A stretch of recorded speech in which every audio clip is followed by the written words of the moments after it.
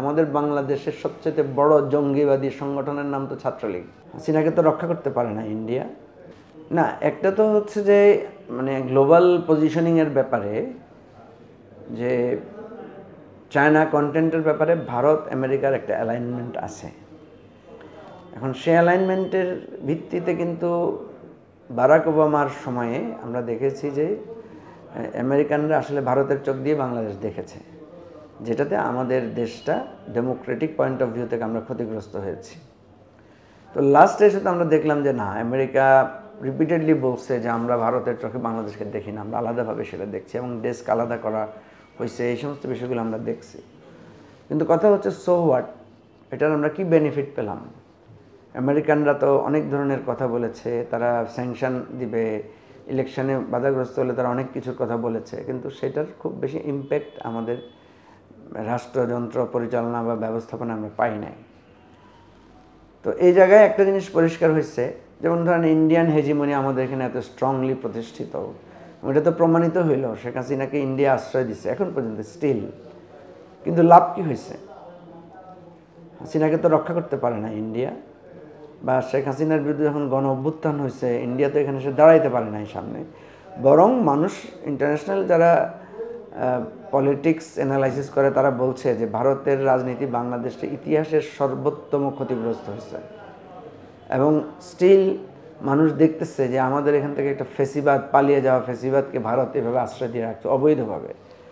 কারণ সে already বর্ডারও cross করছে সে অবৈধভাবে, সেখানে স্টে করতেছে সে কোনো ধরনের স্টেট পজিশন থেকে না। এবং আমাদের এখন যে রাষ্ট্র ব্যবস্থা, তারা কিন্তু রিপিটেডলি বলতেছে যে তোমরা শেখ হাসিনাকে এখানে অবৈধভাবে আশ্রয় দিচ্ছে, এবং শেখ হাসিনা সেখান থেকে উস্কানিমূলক কথাবার্তা বলতেছে।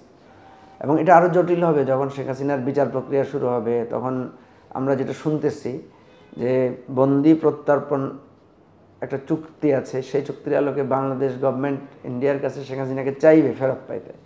তো এটা আসলে তখন ইন্ডিয়ার সাথে বাংলাদেশের যে মানে ডিপ্লোম্যাটিক রিলেশনশিপ, সেটার উপরে কিন্তু একটা প্রভাব সেটা পড়বে, এবং এটা সামনে আরও আরও আরও প্রকট আকার ধারণ করবে।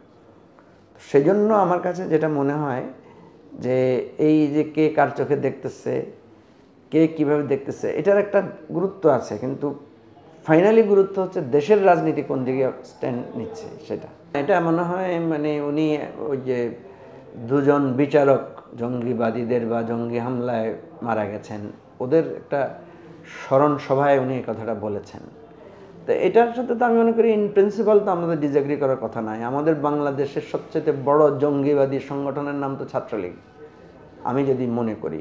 কারণ যারা দিনে দুপুরে খুঁচিয়ে খুঁচিয়ে মানুষ হত্যা করেছে, বিশ্বজিৎকে যেভাবে দিনে দুপুরে মেরেছে, এটাকে আপনি সংখ্যালঘু নির্যাতনও বলতে পারেন। আবরারকে যেভাবে মানে সিনেমাটিক কায়দায় হত্যা করা হয়েছে, এর সাথে বড় জঙ্গিপনা ঘটনা কি হতে পারে? যে মানে যারা ধর্ষণ করে সেঞ্চুরি সেলিব্রেট করে, এর চাইতে মানবতা বিরোধী ঘটনা কি হতে পারে?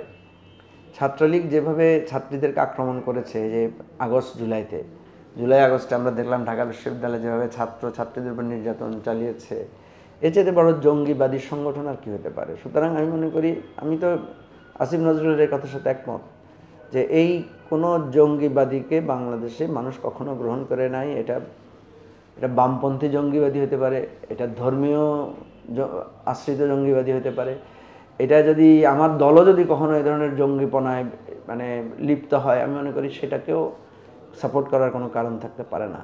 এটাকে সবাইকেই মানে প্রত্যাখ্যান করতে হবে, এটাই আমাদের জাতীয় নীতি হওয়া উচিত। অনেকে ভাবছে যে এটা পরিকল্পিত একটা বক্তব্য। আমার কাছে মনে হয় নাই, আমার কাছে মনে হয়েছে ওখানে যেহেতু ওই রিলেটেড একটা অনুষ্ঠান ছিল, সে কারণে উনি প্রাসঙ্গিকভাবে কথাটা সেখানে উনি বলছেন।